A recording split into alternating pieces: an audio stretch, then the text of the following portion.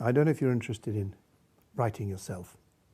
Most people think, no, not for me. Some of you will think, it's only for clever people. Don't do that, don't do that. I'm going to tell you something. When I was small, and I wasn't small and young once, aged, let's say 8, I hated writing. I never had any idea of going to writing at all. I just thought it was clever clogs that did it. And particularly, the name on the back of the book, they were all wonderful names, and yeah, but they did it, they were the clever ones. Never thought I'd do it, but I'm here to tell you that what I've discovered is that everyone, including you, has a story to tell, has a poem to write.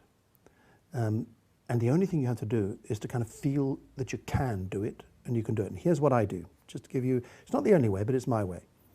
The first thing is that you have to all the time keep aware of the whole world around you. Keep looking, keep listening, drink this whole world into your head, so there's masses and masses in which you're interested. Read lots of books.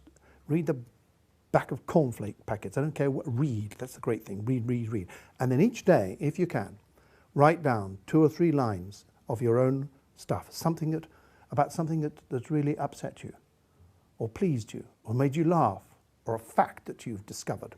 Write it down. So you get in the habit of writing, And then what will happen is that one of those little facts will interest you so much you'll think, hey, I want to write a story about that. And you make it up, and you do it like dreaming. I do it dream time. I do it in the bath. I do it driving along. I do it on walks, just dreaming it out, weaving it out. Then when you're good and ready to write it, when the egg of your story is ready to be hatched out, it's just like that, it's just the same.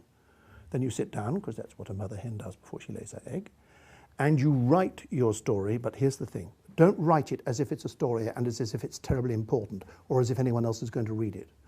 What I do, and I think it's the easiest way, is to tell it down from my head where the dream time has been, down my arm, through my fingers, onto the page. And I write it as if I mean it. You're not fooling anyone. You're not telling something that isn't true. You are simply telling a story which you've loved. Tell it down.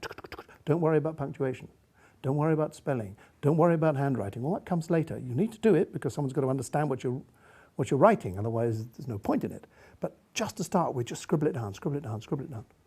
And then what I do, you can do it as well if you like, is you read through it and you think, yeah, it's not very good. Scratch it out. Add a bit there. And bit by bit, you kind of get it better. And then you can write it out neatly, which is important. And you can put in the odd full stop or comma, because it's quite important. Otherwise, people don't have commas or full stops, and they're reading it, they die, because you've got to breathe. So put in commas and full stops, very important. And the spelling's got to be okay, well, you can do it in spell check or whatever. But get it so that other people can read it. And give it to your best friend. It should be written in a way for your best friend, I suppose. Anyway, that's really what I do. I'm writing for my best friends. I hope I've got a few.